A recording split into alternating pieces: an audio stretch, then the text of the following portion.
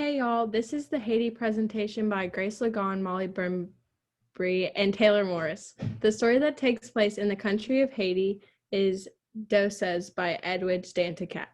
The story actually takes place mainly in America, with the main character being a woman named Elsie.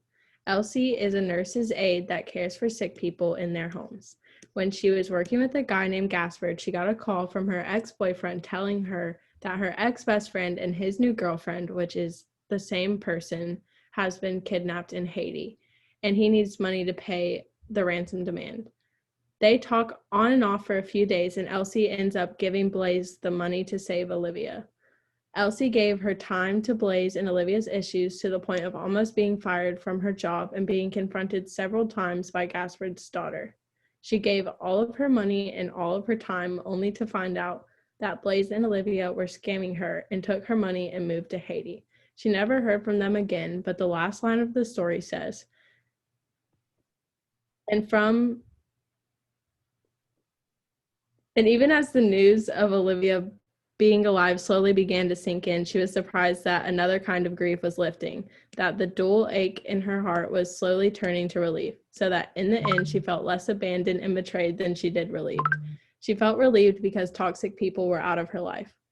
Overall, this story was extremely interesting with many plot twists. Some stories that we have read this semester would compare to parts of Dosa would include, next slide. Nobody's Talking About Falling in Love by Fan Wu because Q was betrayed by her roommates and Elsie was betrayed by her two best friends. Homecoming by Vamba Sheriff because the main character talks about the high crime rates and lack of security in Liberia, and that is also very high in Haiti. Elsie believed that Olivia was really kidnapped because of the poor security and high crime rate in Haiti. Bitter Cola by Amnita 40 because when Asana could not please Osmond, Asana felt extremely embarrassed, like everybody was talking about her and laughing at her like they knew, just like Elsie said happened when Olivia and Blaze got together as a couple. And lastly, the story Cowhearted by Wadzane Mute, because of the relief the children and the girl felt at the end of the story once they had taken care of the guy who tried to rape the narrator. This relief is similar to the relief that Elsie felt at the end of the story when Olivia and Blaze were out of her life for good. Obviously, this is not the same exact feeling, but both got rid of the people that were hurting them most. Doses and the stories being prepared are all really interesting stories that bring light to sides of countries we have never seen before. Kind of why it's explaining that she got kidnapped in Haiti. This is like political issues that are going on in Haiti that explain how that's realistic.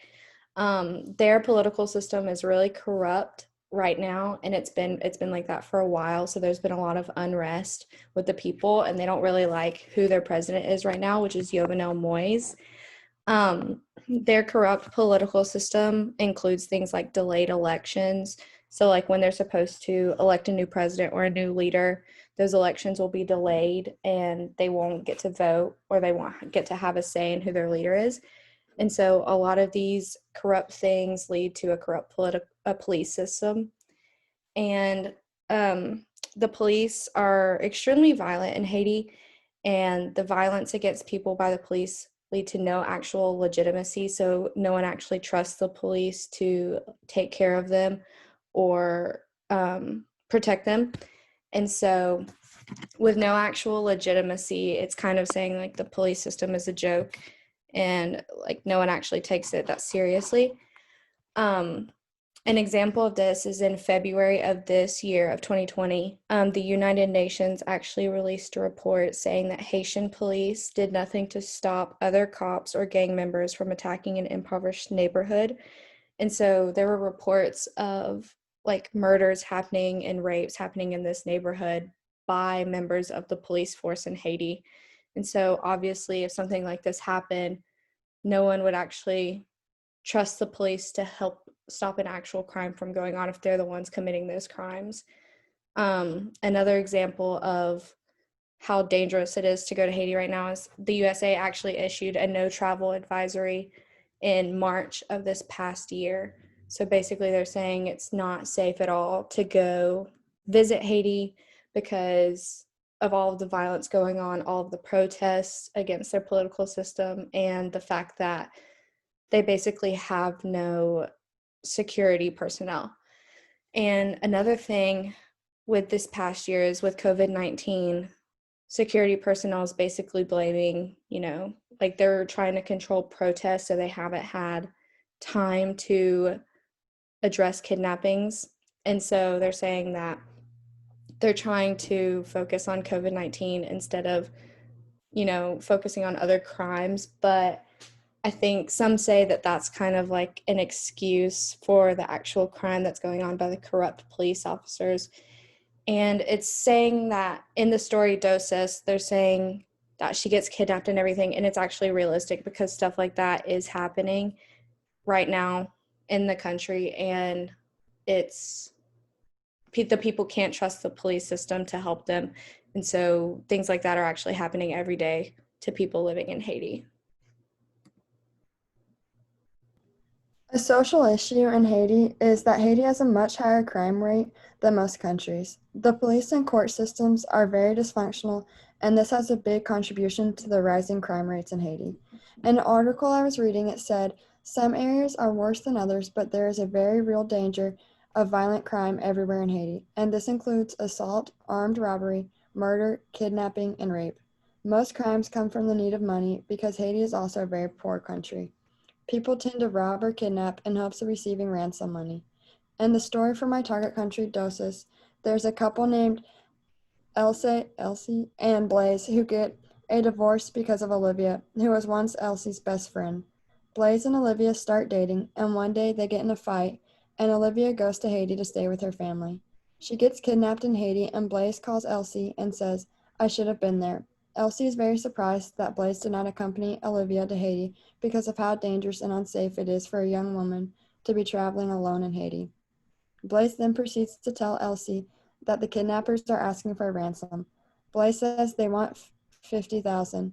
Elsie says, does the mother have it? And Blaze responds with, of course she doesn't. These people are not rich. He's referring to the people of Haiti in this sentence. This exchange between the two characters demonstrates the poverty of Haiti and that the motive behind most crime in Haiti, like I said earlier, revolves around money. You may wonder why Blaze did not try to get the police involved in finding Olivia. This is because the police have very little control or power. Some police are even involved in these crimes that are taking place because they do not believe they are being paid enough. Blaze tries to get Olivia back without involving the police. In a different article I was reading that was talking about crime in Haiti, it said traditional tourist-oriented crimes are reported less frequently in Haiti than elsewhere in the region. This results from both a relative lack of tourism and underreporting. Haiti has so much crime that most tourists steer clear of Haiti out of fear of being robbed or worse. Tourism could be very helpful to this country because it would bring in more money, and this would in turn hopefully bring down the crime rate. There's a lot of crime around the airports in Haiti because tourists will get hijacked shortly after arriving. This is what could have possibly happened to Olivia since she was all alone when she arrived.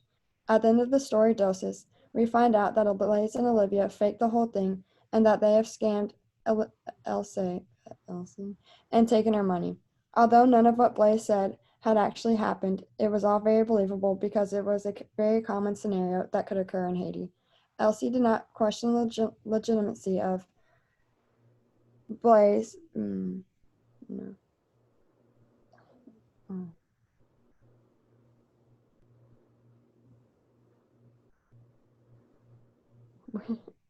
Oh. I lost my spot. Blaze and Olivia faked the whole thing, and they have scammed Elsie and taken her money. Although none of what Blaze had said had actually happened, it was all very believable because of this was a very common scenario that could occur in Haiti. Elsie did not question the legitimacy of the kidnapping because she trusted Blaze, but also she understands the dangers of Haiti and knows that this is a very possible scenario.